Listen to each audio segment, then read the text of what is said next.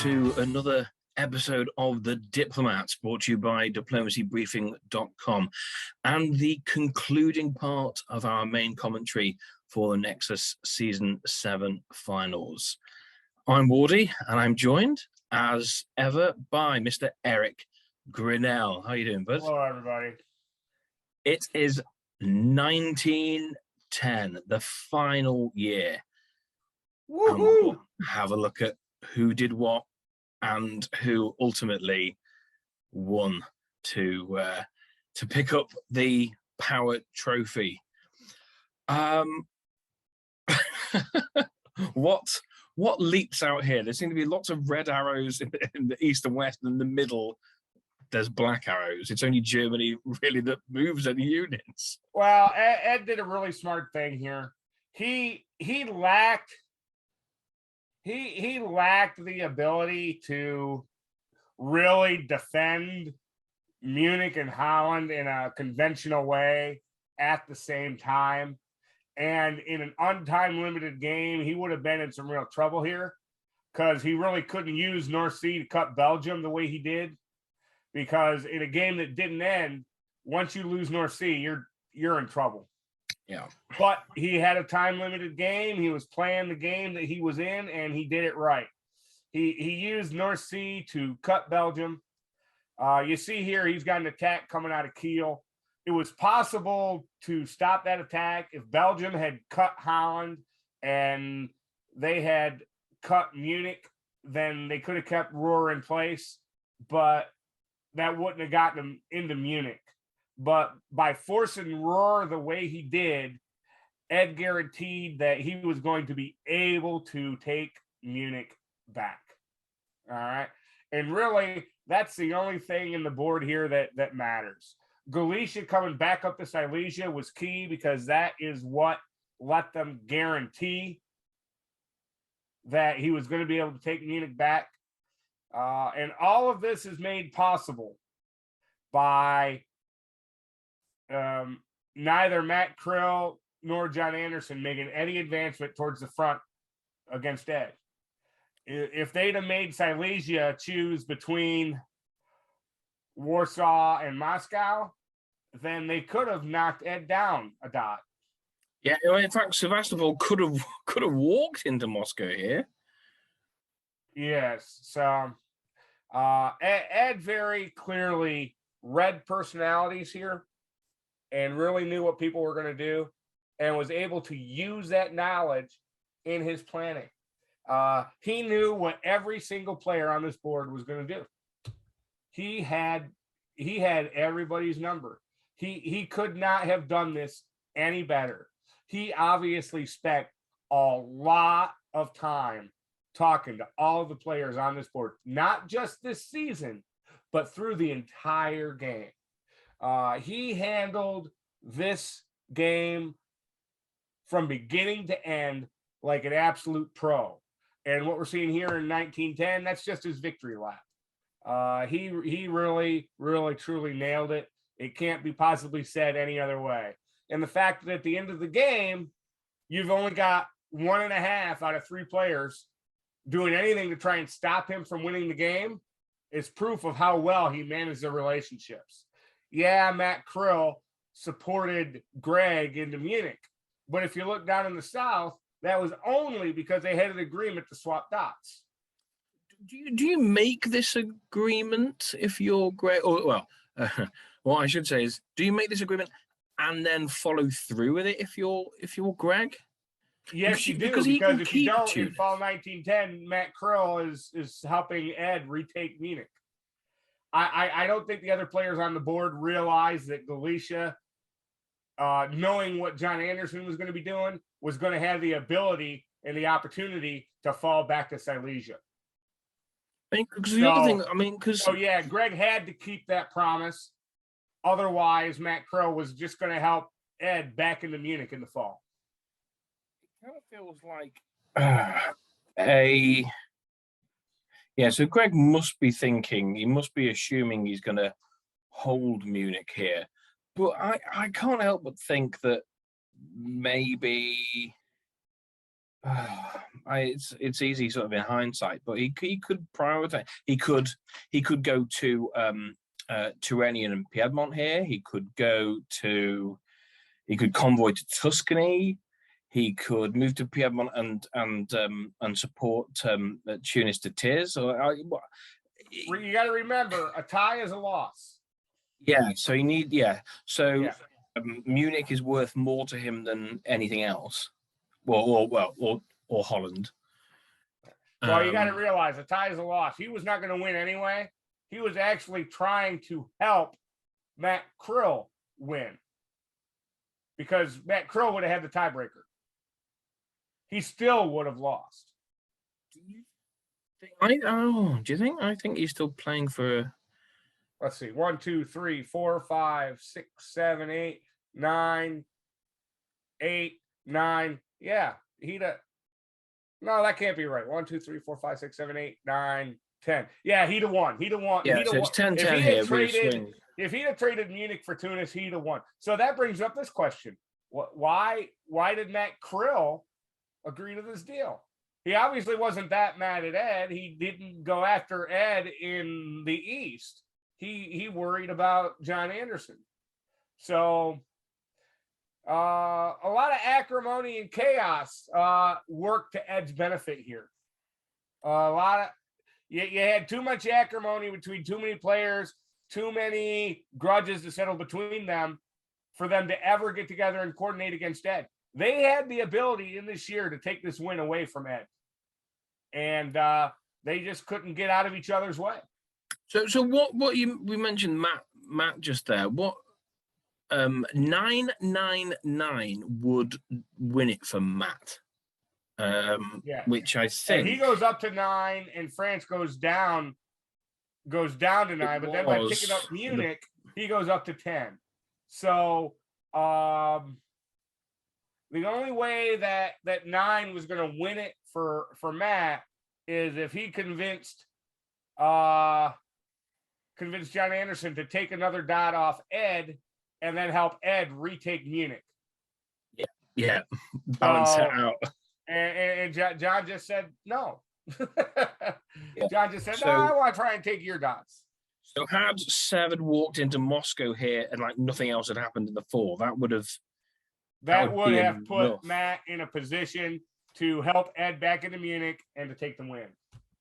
Assuming that when they saw that Ed and Greg didn't work something out between them, which I think probably would have happened because Greg and Ed were buddy all game long. So I don't think that would have worked for Matt Krill anyway. This isn't guaranteed for Ed, even if he puts in all his orders correctly. There is still a way that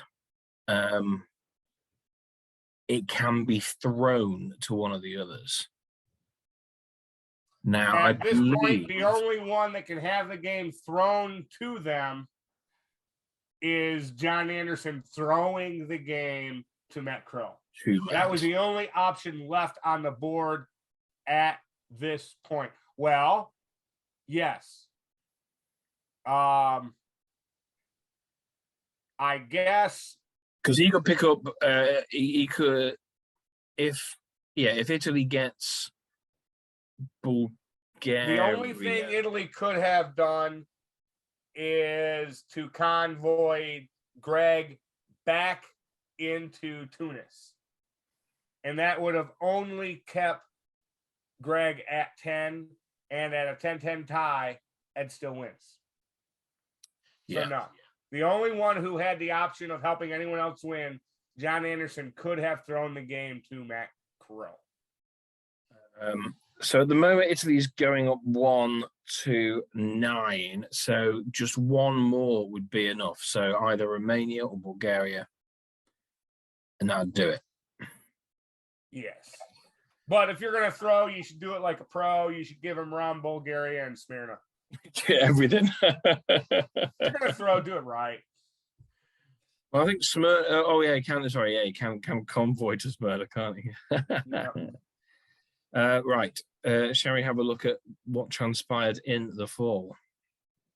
it's rather Well, anticlimactic. actually, what I'll say first is I'll show you how other people reacted to that, and it was congratulations to Ed from people. Germany winning it, asked Babo Natale. You piped up and said it's over.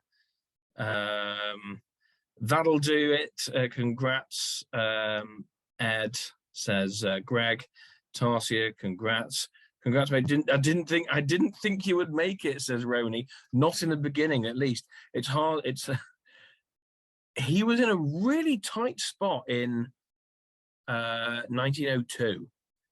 And it's amazing to have come back from that position to be in the position he's in at this point. He was definitely in a tight spot in 1902, but also even after 1902, there were many points at which the advantage was more in Greg's favor than his.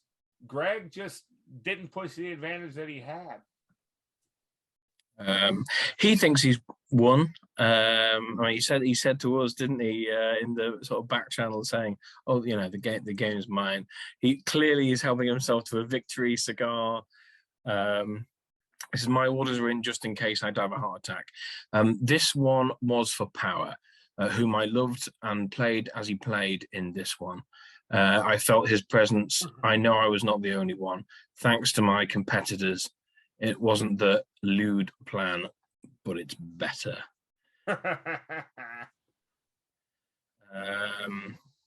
Bam47, I'm curious about the state of the relationships. Is there enough bad blood to consider throwing? I believe it's still possible for John to throw to Matt. That's what you were just saying there. I know the answer is likely no, especially given the last set of orders, but I thought I'd point it out anyways, just to let Ed sweat it out a little longer. Would a back alley krill board deal be enough to get it done? Hey, they are sought after. They are sought after. Riaz trying really hard to see how Ed messes this up. Karthik answers, luckily there's no way for him to wave.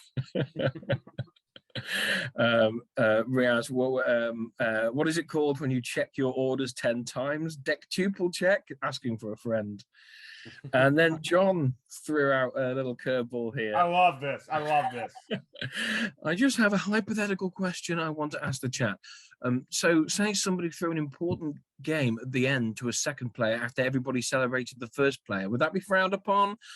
Just asking for a friend in another game. Nothing to do with this one. Yeah, that gave everybody a chuckle. That gave everyone a chuckle. John, that was the single best chat room post of the entire game, John. Well done, sir. Oh, that'd have been terrible. I was surprised to celebrate. But sad news. This is bad news, everybody. My dog ate the dunce cap. What happened? Why does it? I thought it was like the crown jewels. You know, they have like armed guard security. Do you remember the last show we did?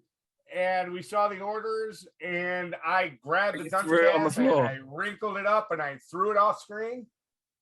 Libby thought it was a ball, and she treated it accordingly. And she sat there and chewed it up while we filmed the last episode. Well, Riaz is suggesting that maybe she was coaxed into it. I mean, she was coaxed into it. I threw it like a ball. I didn't have that much plan into it. I wasn't worried. I knew I wasn't going to eat it. That's why I threw it away. Okay, so here is fall. And there aren't too many surprises here, it has to be said. In fact, well, the most I'm surprised about is these moves away from centre. Well, what does Marseille to Piedmont do? Well, you know, why Venice to Tyrolia? I don't understand. This is just an example of effort. There's nothing going on here. Nothing at all. You know, Ed made the right moves. They could not possibly retake Munich. There was nothing they could do. He also had the option, instead of retreating to Kiel, he could have retreated to Bohemia. He could have retreated to Bohemia and then covered Kiel from Denmark and cut Tyrolia, and then supported Berlin down to Munich. So he could have ended the game across the stalemate line in more places. But he retreated to Kiel anyway. So that's fine. The only thing here that had real interest is Ed throwing a little bit of salt in the wounds, insult to injury. There was no reason for him to support John into Budapest. That was just mean. Just mean. Well, what he was saying, or what he told me, was that this is what John demanded from him, to not throw a dot to Matt. Yeah. Okay. Yeah, that's fair. And if you're gonna make that promise, not following through on the promise would be every bit as bad to John as supporting John into Budapest was to Matt. That's a wash. That makes perfect sense. So John got his half an ounce of flesh. John got his half an ounce of flesh. That was John's John's price. I'm not entirely sure, because it didn't give him third place. Well, I'll say this: if John wanted to commit an epic act that would be remembered years from now, he made the wrong choice. No one's going to remember that he took Budapest from Matt Krill at the end of his game. If he had given a couple dots to Matt Krill and let Matt Krill jump ahead of Ed and win this board, everyone would talk about John Anderson for years. You missed your shot at greatness, or at least infamy. And you can trust me, I know a little bit about this. Sometimes infamy is enough. Infamy. They've all got it, infamy. I've learned to embrace it. Do you know what, though? He finishes the game with Sevastopol. And Budapest. So there you go. So Budapest. And in the end, Budapest is the only dot he actually gets from Krill. So sort of Bulgaria, sort of, and not really. So I think everything else we have on here is just for show mainly here. Oh, the game is over. I mean, the game was over after spring, so fall is just a ceremony more than anything. But I put together some special pictures summing up everyone's game for them. I'll get to that in just a second. Okay. I'll jump ahead. Let me just show a couple more comments. This I mean, Superstition, he joined us on the show as a guest commentator, and he's been commenting this hilarious things all game in the Discord. I think Ed has aged 5 years over the course of this game. It feels like it's a stressful position. Keith is a lot of fun, and if I ever make it to a finals game, I really hope Keith covers it. Oh yeah. He can do it with you. I was going to say no offense, none taken.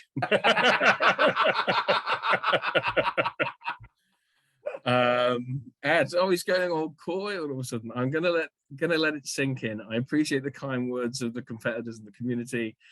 I do not like how I played, but I do like the result, which was many years in the making. Yeah, he's been here before without finishing on top.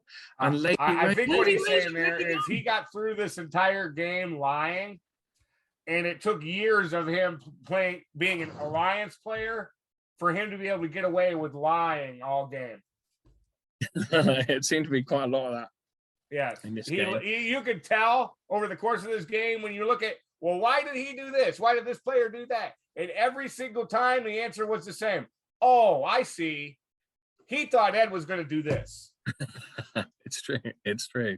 Yeah. So Ed was able to lie his way through this game because of all the capital he earned over the years, and he cashed it in. He really wanted to win this game. So yeah. And he has done, yeah. Lady Razor, who I thought had disappeared, but has popped up back in the Discord chat. Congratulations Ed, you not only beat some of the best online diplomacy players, and Jordan was there too, ouch, but overcame my morale sapping smear campaign. I'll make up for it with something suitably heroic to commemorate your win. Well done. Oh, I look forward to seeing that. Lady Razor's art is a true asset to the community. We're really lucky to have their contributions. Yeah, brilliant. Yeah, brilliantly entertaining. So thank you very much so. lady. And I was flattered that they drew one for me. Thank you so much. Yes. Mine was. I look more like Ed Sullivan. I've managed to resist the transition.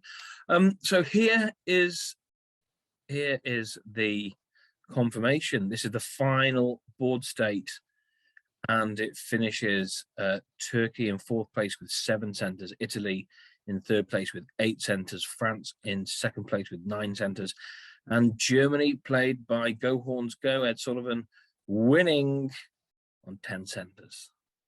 Congratulations, Ed. Bravo. Bravo, sir. Couldn't have done it better. I mean, I was worried for him at various points there, but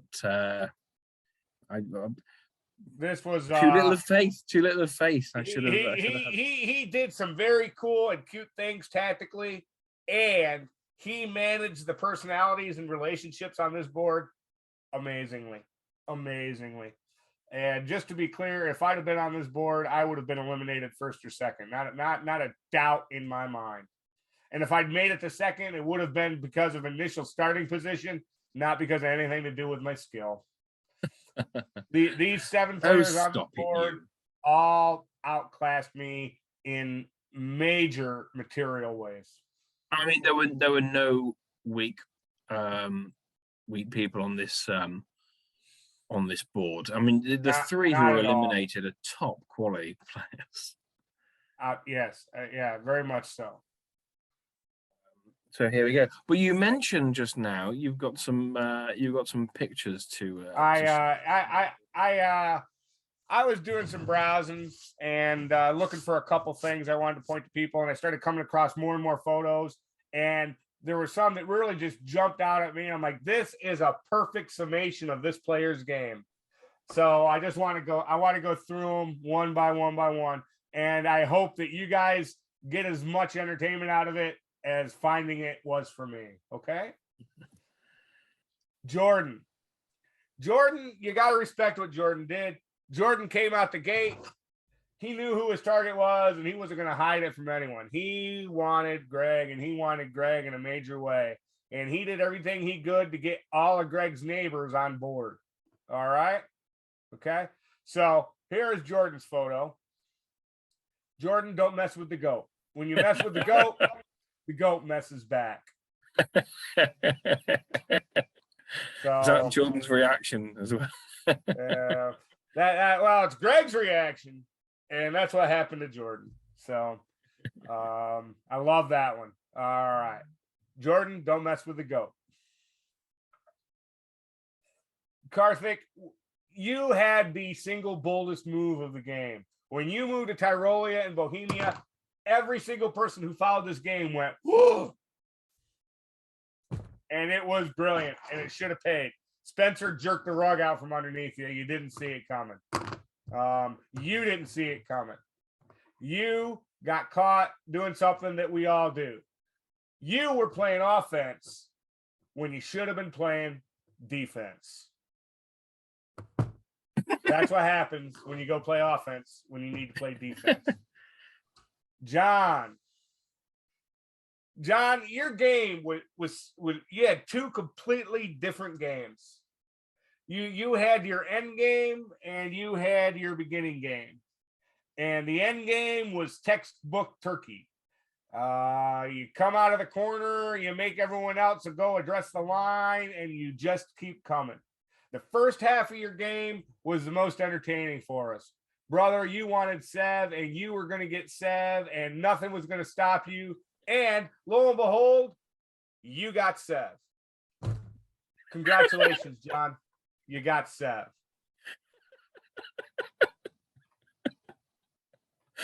Oh, That tickles All me. right. Poor Spencer. Matt. Matt, you actually, there was a season where you got the A, Matt. There was a brief second where you had this game and you were topping this board. And I thought I'd go looking for an Icarus photo for you, but I found something better. You were so high for the briefest of seconds. And the fall from the top must have been painful, brother. And I'm sorry it had to go down the way it did. Be in it to win it, and he was in it right to the very end. Greg, okay. Man. All right. Greg, I spent this whole game thinking that you were going to creep up. And I think that you thought so too. I think you're the type of player, if you saw the way this game was going to play out in the end, you'd have prevented it. You'd have handled it differently. So right up until fall 1909, I'm pretty sure you thought this was your game. And the photo I found for you was King of the World. Oh yeah, ruined the moment. It's ouch. Ed really jerked the rug out from under you. I think the rug started getting jerked out from under you when he started sliding those units around in the south to cover Helgoland and everything else. If you've been able to respond one season quicker, I think you had the ability to change the outcome here, but you got the Seagull instead. And you know what, Greg, you're a sailor. Seagull is your friend, brother. So I'm glad you entered the game at the bow of the ship. That's where a sailor belongs, brother. Spencer. Poor Spencer. Spencer never had a friend in this game. He was looking, he was desperate, he was looking for someone to be nice to him. And for a season or two, he found Ed. He thought Ed was his friend. But Spencer, you found out the truth about Ed Sullivan. Ed's candy is not free. And what he did to you was not appropriate, sir. What are those marks on the side? Those are bloody handprints. Oh my gosh. Yeah. Oh dear. Oh, yeah. Spencer, what did he do to you? Poor Spencer. But as I was doing this, I actually was looking for input, went for a walk. I found Spencer at the park with his son, and they had something to say about this game. Look at that. Spencer and Max found Ed. Hey, look, son, a liar. Can't blame him for that because, Ed, that's a summation of your game. And if we had to wrap it all up, we share your sentiments. Ed, congratulations. Here's to you. You are the best liar ever this game. Outstanding.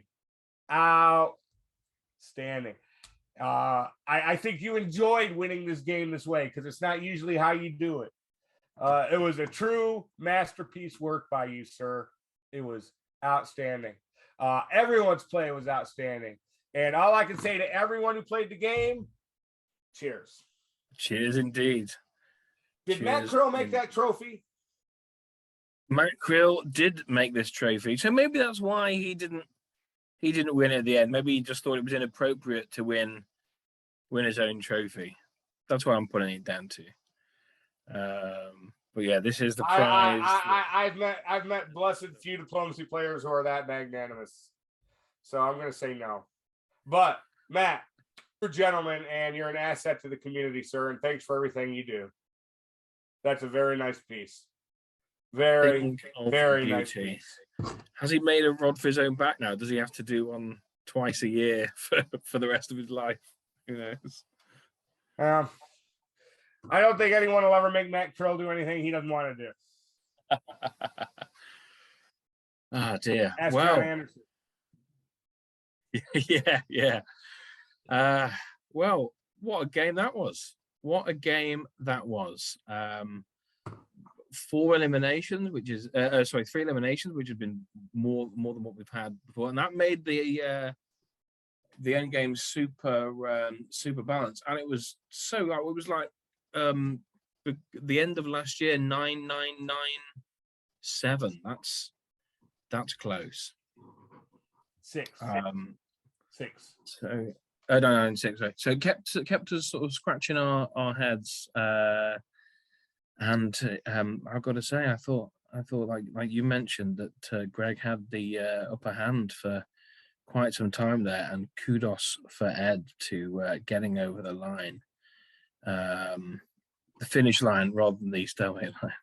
But yeah, it was a great game. Great game by everybody. Great game by everybody. Even the players who got eliminated, they all had a moment where they were the most talked about, most celebrated player on the board, and that includes Jordan. His spring 1901 move was a big bam.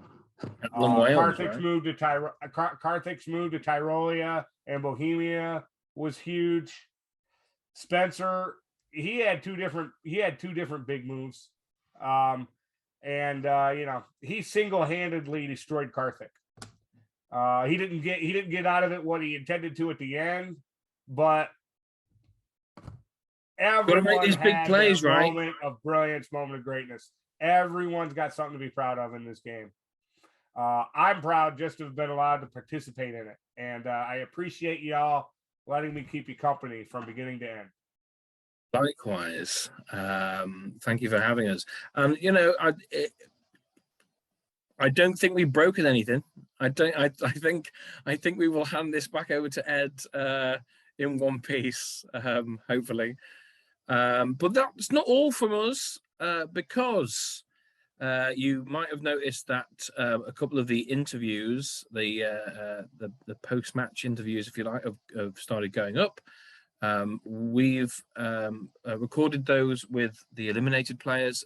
We now need to go and conduct those interviews with the drawing powers, including the new Nexus champion, Ed Sullivan, whose channel we will hand back over when we've done all that.